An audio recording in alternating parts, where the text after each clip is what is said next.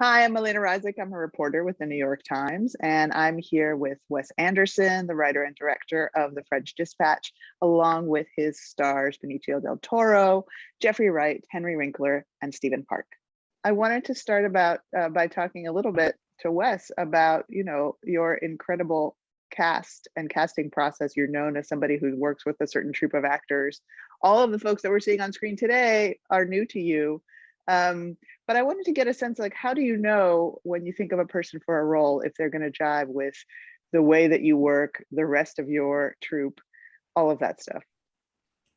Well, I can't really say I ever think about whether somebody's gonna whether it's not something that really crosses my mind. I just really think about who do I think would be great in the part. In the case of these guys, Steve and I had worked together very, very briefly before this, and his part and Benicio's part and Jeffrey's part, those parts were all actually written with those actors in mind. Actors who I just specifically very much wanted to work for, people I love, and thought I had something that might suit them. Really, that the only question for me was, will they say yes? That's sort of the extent of me worrying about it. And for It those of makes you who me are feel so good to know that I was just kind of drawn out of a hat. I'm sorry, Henry. I would like to say your part was written for you, but I will say there was nobody else who once I thought we have you and Bob Balaban playing these uncles together, and you were the only guys for it. I just though the other thing is those uncles were based on some real on Duveen's uncle, so they were written without anybody in mind. But you were the first choice. You know what? I was so proud to be Bob's uncle, a brother. Yes, you guys were good uncles. How did you, the rest of you who are new to Wes's films, how did he sell you on the cast or the process? You get maybe not even the whole script, a sliver of the script. You get an idea of just what your part of the film is. Obviously, this film has many different stories in it, so you don't even know what may appear in the rest of it. Well, for me, it was his body of work can sell sand to a sandman. It's just that simple. And it was an honor and a real exciting phone call to return that Wes Anderson called for something. So yeah, I'll agree with that. And he also he sold it to me over lunch in Paris, so that always helps as well. I happened to be going to Paris with my kids the week after I got the call that Wes wanted to meet with me. I said, well, I'll be there. So we actually had lunch at Le Select in Saint-Germain, which is fitting because it was one of the places that one of the writers that he mentioned as being a reference for this character had actually spent time writing. That was James Baldwin. So we talked about what, the character, and he described, that it was kind of this mashup of Baldwin, A.J. Liebling, and he mentioned a little Tennessee Williams as well. And I was, that's curious. And then a couple of weeks later, he sent me the script or my story. And once I read that, it was, the story and the music, the words, the irony, the melancholy, everything about that music just locked into my head immediately.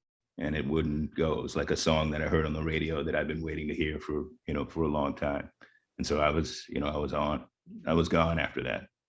Yeah. And I received such lovely emails from you, Wes. You're so, I worked with Wes on Isle of Dogs, and he sent me such a sweet email saying that unfortunately he was not able to use the things that I did in the sound booth, but that he had this little part that he thought if I was interested, could I possibly read it? And maybe possibly do the role.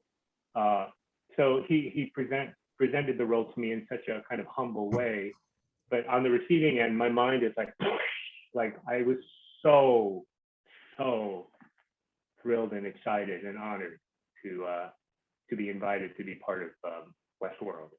So. And once again, I just want to say I was so happy. A neighbor came over, said they got a phone call. He wants to know, will you be in a movie?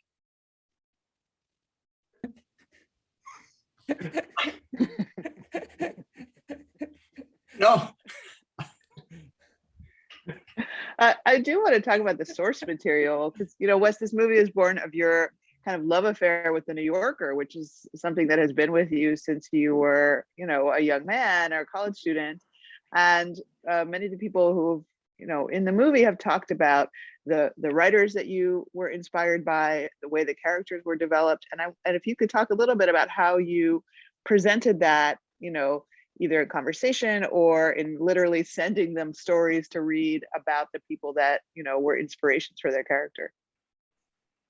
Yes, well, I think you know, in the case of Jeffrey's character, his character is a writer. There's several writers in the story, but Steve and Benicio are more their characters are the subjects of the writers. So there's sort of different things to talk about. But I really think probably the idea of the sort of inspirations were pretty peripheral. I think basically it was, here's the script for this. Do you want to be the guy?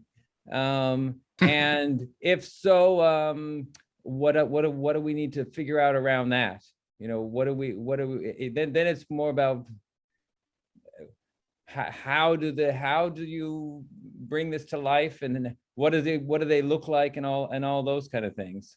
I think that's probably much more than anything else around it. You know, in a way, I think the inspirations in the end, I mean, tell me if I'm wrong about this, but mostly that's what I needed to write these things. But you know, just to draw on these different pieces and these different writers' works that kind of triggered me to want to tell the stories in the first place. Does that sound about right? Benicio, I'm curious about your character as an artist with a, let's call it a checkered past. And I wondered how you came to your representation of him. Did you think about, you know, what kind of painting he would make, you know, as a modernist artist? Did you think about squaring his violent past with these creative urges? Talk a little bit about how you came to your portrayal. I talked to Wes quite a bit about it. The period that he was painting, we talked about artists. It basically was you know, we talked about this, the paintings, and then, you know, just the character and the story, the journey of the character. And so I just, you know, I just did it. You know, I just did it, what I could, you know. You know, can I mention a couple of things about Benicio's way of related to painting with this character? There were a couple of things, because there were things that Benicio did as a painter. One thing was, Benicio had an idea, which is in the movie, which is he had these different materials that he's working with in this prison, this painter. But Benicio was like, I like the materials that you've got me working with, but I'd like to add, if I could also paint with fire. And I really like the idea of painting with fire. And in the movie, there is a place where he's throwing little like napalm or something onto the canvas, which is, you know, which probably anything we could think up. There's some, I know like Yves Klein did some fire paintings. So there are probably a couple of people who've done fire paintings, but I like that a lot. But also I particularly like the way this, not something we discussed, just something I saw, the way that Benicio was holding, he's holding at least 3 brushes woven into his fingers, in a certain way, which I'd never seen before. Was that something you observed, or was that something that that way of holding the brushes? Of having the different brushes in the yeah. I saw it in an old photograph, and I can find out, but You saw the picture? idea was to have different pigments to create a color. And once and you had the moment there that we used her skin as a canvas, remember? So Yes. I thought it was, yeah. Yeah. There's paint Oh, that's with funny. fire. That's a There's cool painting picture. with Fire. Yeah. That's good. Did So- you take that one, Henry? I did. I Yeah. was amazed. You Henry was allowed the me- only person in the Wes Anderson set with a camera taking pictures of everyone. He got away with murder, Henry. Yes, and also it was always nice to see Henry wearing his camera over his period costume. I mean, this is not like a spy camera he's got. It's a proper SLR with a big lens, worn around the neck. But very Yes. good pictures. Yeah. This brings up a good point about, we're used to, Wes, your films having this incredible, rich visual sense. And I know you work with, of course, storyboarding, and I think lately animatics, right? To work on that. Yeah. And talk a little bit about how you use those tools and how you're able to diverge from them in the moment on set when somebody like an actor presents you with an idea that you like. Well, for me,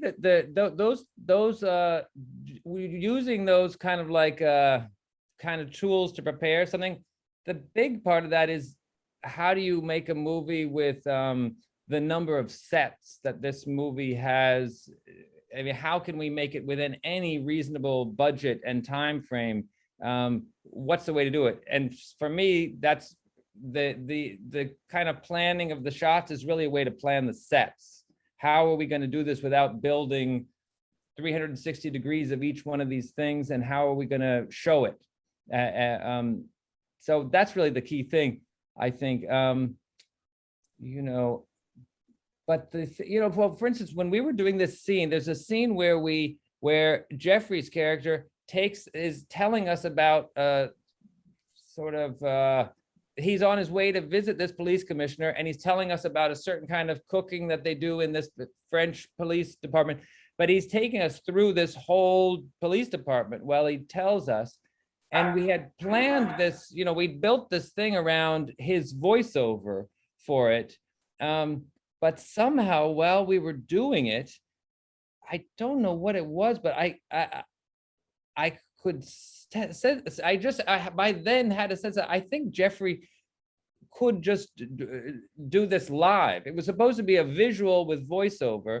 And I asked Jeffrey, we'd done it like a bunch of times, because there are loads of people in the frame and it's a super complicated sort of shot. And then after we had sort of finished it, I then said to Jeffrey, do you think you could actually do this whole speech live? And he said, well, I think I know it.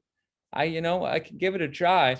And then he did, and in the movie, he does the whole thing to the camera during this walk. And it seems like that's the way we planned it. And it's exactly not the way we planned it. But it's because he could do it right then. It just was there, and it became something completely different. I mean, it's as soon as it was happening, it was like, how could we not do this? This is obviously what this is supposed to be. So I give that as an example of, well, you can plan it all you want, but until they're there, you don't really know quite what to do.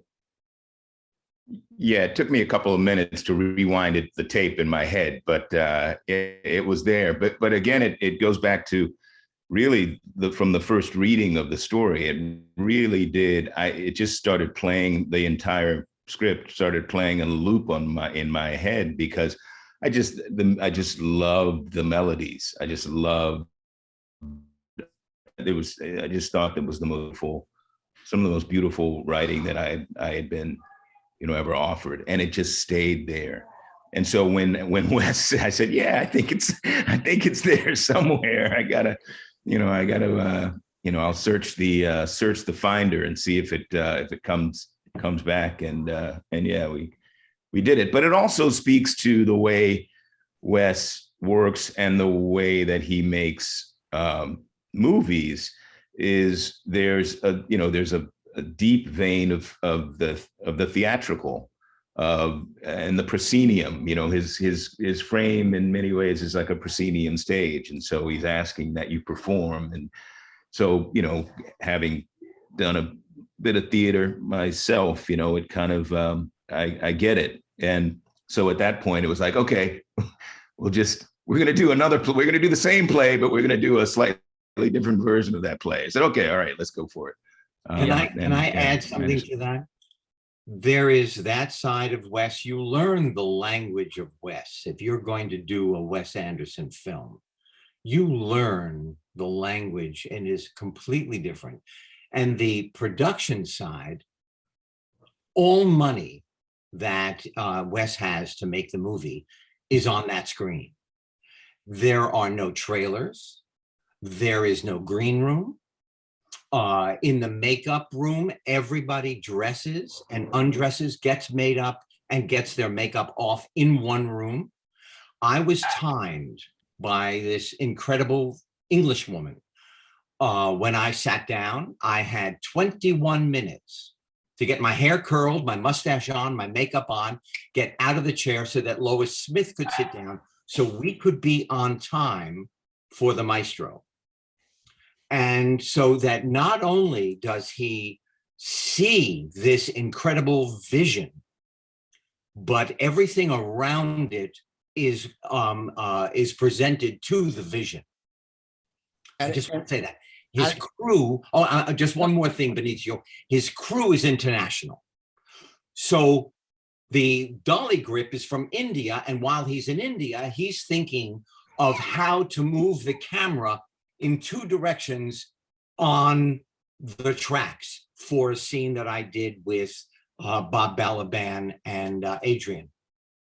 The Italian costumers felt so bad for us because it was so cold and there were no stand-ins.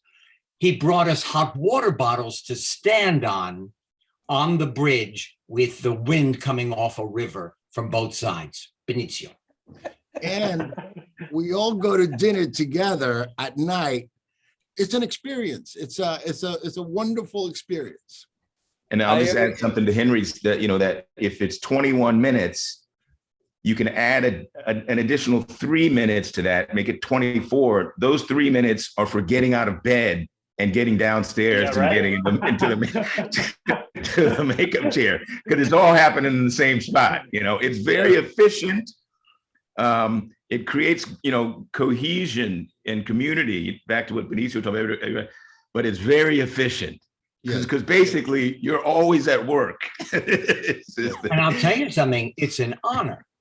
I left California, got on a plane, flew for 9.5 hours, got on a train, had a terrible chicken dinner in between, got on the train, went for another 3 hours, got all dropped off my bags, went, and this beautiful Italian costume designer who has worked with Wes many, many times, I stood there for 3 hours to be fitted for every costume that would be for the next 12 days. Everybody has Do an it with love. The attention to detail is unparalleled, not only by Wes, but everybody who works with Wes. It's just, like Milena spent hours just looking at my costume and just making sure that it was perfect and the right patch was there. And I mean, it's phenomenal, that level of precision. Yes, Milena, our costume designer is also called Milena. Yes, I know. And Milena, she's a great, I've worked with Milena for a very long time. I love Milena, but sometimes I do say, how long has Steve Park been there? I would like to know. I just want to know exactly what's happening. Henry had a long flight. Is he all right?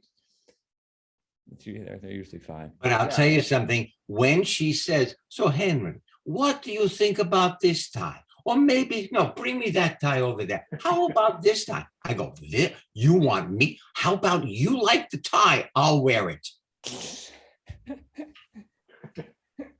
I want to talk about the sense of community that you guys are talking about, with respect to dedication to the vision, to Wes's vision, dedication to the team, the craft. And how that plays out when you're working together, because one of the things I know from talking to folks about Wes's films is, you know, these scenes, as you were describing in the scene with Jeffrey, they can play out in a long sort of reel, and there's an amazing orchestra level amount of precision between the dolly grip, the camera, the performers, and often, you know, it's one very long take. So all of you guys, tell me about the responsibility of being in those takes and making sure that everything is on point in every step.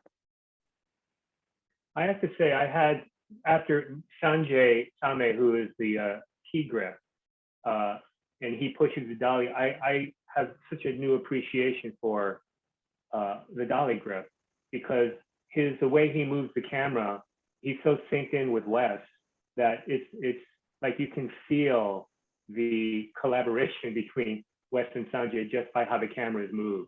It's so beautiful to see Wes and Sanjay work together. And It's move true. the camera together.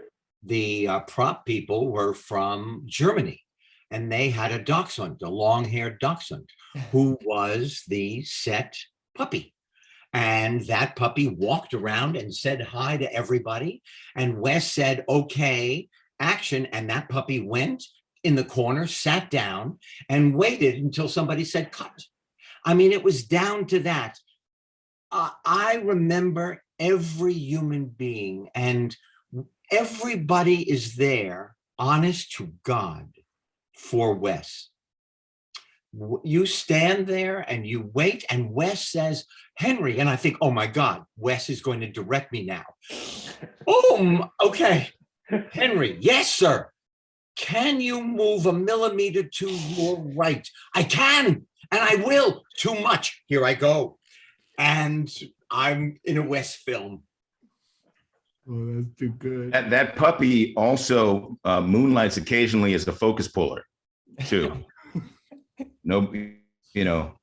Yeah, that dog. You know, he doesn't just sit off. I don't know if you noticed that he would sometimes get that dog called Melies. He would get him to move to. He used a laser pointer and the dog would move to the little red dot that he would point the laser. I never seen a dog do that before. I'm telling you, it's one of the great experiences, from soup to nuts, that, and I just want to say that I did not work with Stephen or with Jeffrey, and hopefully these men, Wes and Benicio, are in my heart from now through eternity. But you know, when we talk about precision, and you know, for me, when I was talking about the dolly moves and I never really, yes, you know, you have to get everybody and that you got to get the shot sort of figured out and everything. But I see the Sanjay Same, for instance, working with the relationship between the actors and the key grip is such a big thing. They're like sensing each other and Yes. he can tell like when your shoulder moves or something, but you're also telling him, I'm gonna go now somehow. I can see how this thing plays out, which I am always like, I just have to wait and just watch what happens, because you're sort of in a dance together. It is a dance. It's exactly that. It's a dance, and you know, the crew is the orchestra, and it does become a bit of a duet between, you know, myself and Sanjay, for example, on the few times, and it's, you know, and I don't know where the understanding, where the language comes from, or what the language is that is used to communicate, but you feel one another, and you give certain hints, and you receive certain hints back, and you know, you hope not to step on toes. Occasionally, you might step on toes, and then you fix it, and it's much more fluid the next time. But it's wonderful, and of course, you know, Wes is the conductor, and everything. It's true in every film that it's about the collaboration, but there's a specificity and a level of detail on Wes's films that really make it feel all the more palpable, that everyone is working together like inside this clock, and we're all kind of, pieces linking together to, to move the hand along the face. It's So true. it's really satisfying when it comes, when it works, when you pull it off, because sometimes it'll take about 60 takes, but but at the end of the day, it feels pretty good. Well, I also feel like you guys do such different things in different situations. If there's something that's very kind of choreographed, then where you're working in the most precise kind of way. Like I remember Benicio had a thing, which I'm sure Benicio had learned to do over the years of doing. Benicio had to arrive into a certain position with a straitjacket on. There's a place he had to land in the frame, but to get to this place, he had to know exactly how many steps he was taking to arrive there. And I noticed that before each take, Benicio would go to where he ends up and then walk backwards out of the shot and stop. So he knew exactly how many steps he was, how big the steps were, so that every time he just landed in the exact same place every time. But then I also remember very specifically a scene with Benicio where there's no way, certainly I didn't know what was about to happen each time. There's no way Benicio could have known, because every time, every version of it was completely different. It was a complete surprise, and that was in a thing where that is not choreographed, just a shot where it's just come at it from somewhere inside of you, which is more exciting to watch in some ways, at least equally exciting to watch. I also think of one thing, a scene with Steve and Jeffrey that we were shooting at the end, where a thing that almost never happens to me happens, which is we usually shoot a lot of takes, as these guys will tell you. And but in the case of this scene, it was this scene where Steve has eaten poison, and it's sort of his big scene. And we were sort of getting ready. We did one rehearsal, and as soon as I watched the rehearsal, I was like, I've just done the worst thing I've ever done. I did not film that. This whole thing just happened right in front of me, completely, right there, the first time, right in front of us. And we did not, for some reason, I decided, why don't we practice it? Even there was no reason to practice it. And but then it turned out that you could do it again and again. But it was kind of an amazing thing that I cannot remember the last time I did that, where I didn't film a perfect take. And it was a perfect take. Yeah, it's either 60 takes with Wes or 2. Yeah. You talked about how you want your work to almost feel like a local theater troupe, and you want to be, on location. You want to film as much as possible. You want to even use local actors or local people as much as possible. So talk, all of you, a little bit about filming in Angoulême, France, what that was like.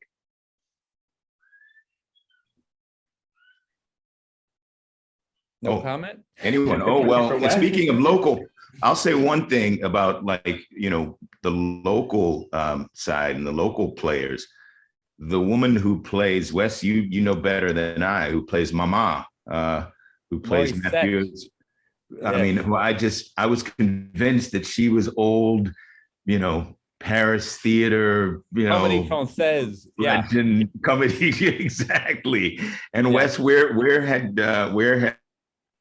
you she came from, discovered her? She has such presence and force. This woman loved her. She played Mathieu Amalric's mother in the movie. She really seemed like Simone Signoret or something like that. I mean, some version of that, of an older Simone Signoret. But we started looking in Angoulême. We just started gathering every face we could, like all Benicio's prison inmates along with him. We had found these guys slowly over a long period of time. We just found the greatest faces, French faces.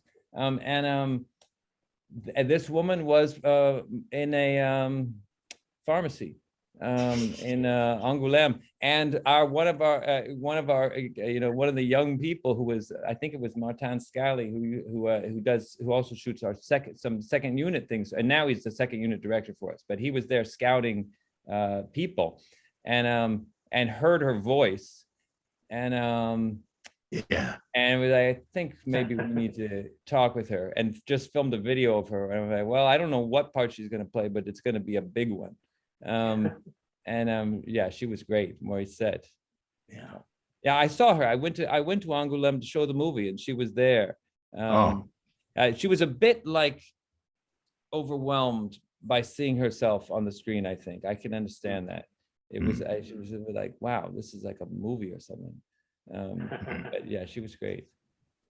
But I would say that Wes is also brilliant at creating like an atmosphere, or it's like we're in this bubble, and everybody is incredibly kind and generous and loving, and we have dinner together, and the bond that develops is like what Henry was saying. It's like this kind of feeling of you're lifelong friends almost, you know, that kind of deep connection that Wes facilitates by the way he organizes his production. So beautiful. Yeah, everything I've heard from everybody who has worked with you, Wes, and I like that you've been smiling throughout this conversation hearing all this, but it sounds like it's a singular experience in working on these films with you. And some people are lucky enough to repeat that experience over and over again, and hearing their stories about, you know, this community and these dinners, I don't blame them. It's very well catered. Very well catered. Yeah. Well, all of that is great. And you know, I love having the group together for dinners and everything, but really obviously the whole thing to me is just about what's happening on the set.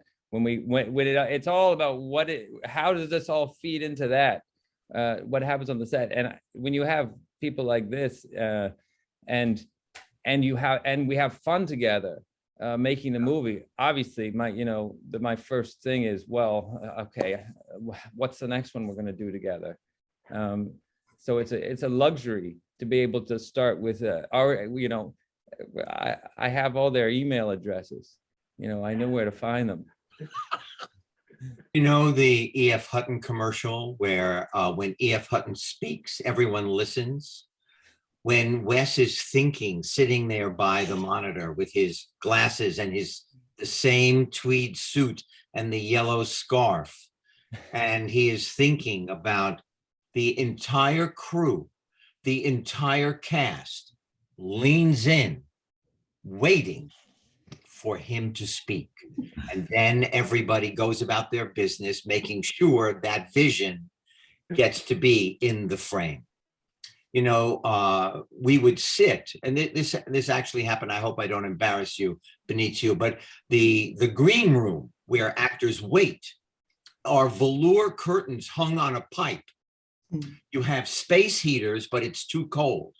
You get a sandwich on a baguette with a ham and cheese and a lukewarm thermos of soup. And you say, but I'm waiting here for hours. I hope, but it's Wes, so I'll wait. It's okay.